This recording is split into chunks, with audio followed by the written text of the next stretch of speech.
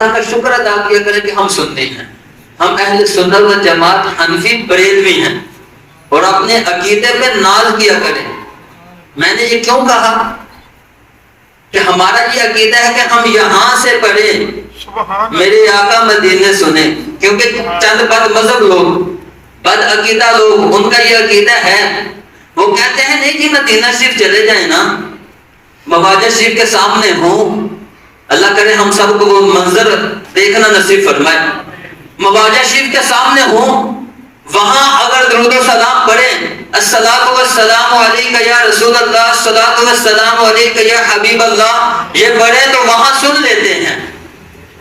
لیکن جب مدینہ شریف کی حدود سے باہر آ جائیں، مسجد نبوی شریف سے باہر نکل آئے تو پھر آقا نہیں سنتے، استغفر اللہ، کہیں سارے معاذ اللہ، استغفر اللہ، یہ ان کا عقیدہ ہے۔ لیکن ہمارا عقیدہ کیا ہے کہ ہم یہاں سے پڑھیں، میرے آقا مدینہ سنیں، مصطفیٰ کی سماعت پہ لاکھوں سلام۔ نبی رحمت نور مجسم صلی اللہ علیہ وسلم کے حدیث پاک کا مفہوم ہے کہ اللہ عز و جل نے میرے روضہ مبارک پر، میری قبر اطہر پر ایک فرشتے کو مقرر کر دیا ہے۔ وہ فرشتہ کیا کرتا ہے کہ دنیا کے کسی کونے پر بھی، دنیا کے کسی کونے پر بھی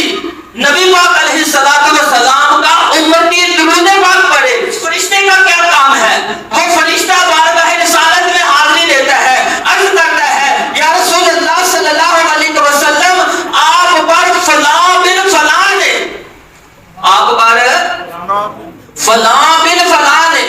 فلاں بن فلاں نے آپ کی ذات پر درود و سلام پڑھا ہے، حضور قبول فرما لیجئے۔ میں یہ کہتا ہوں کہ اگر نبی پاک علیہ السلام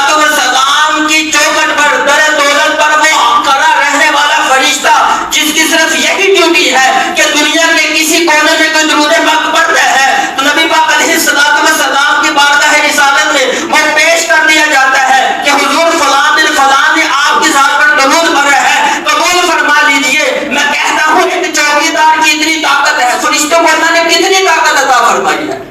جو کہاں کھڑا ہے؟ نبی پاک علیہ السلام کے دار کی چوکیداری کر رہا ہے، وہاں کھڑا ہے،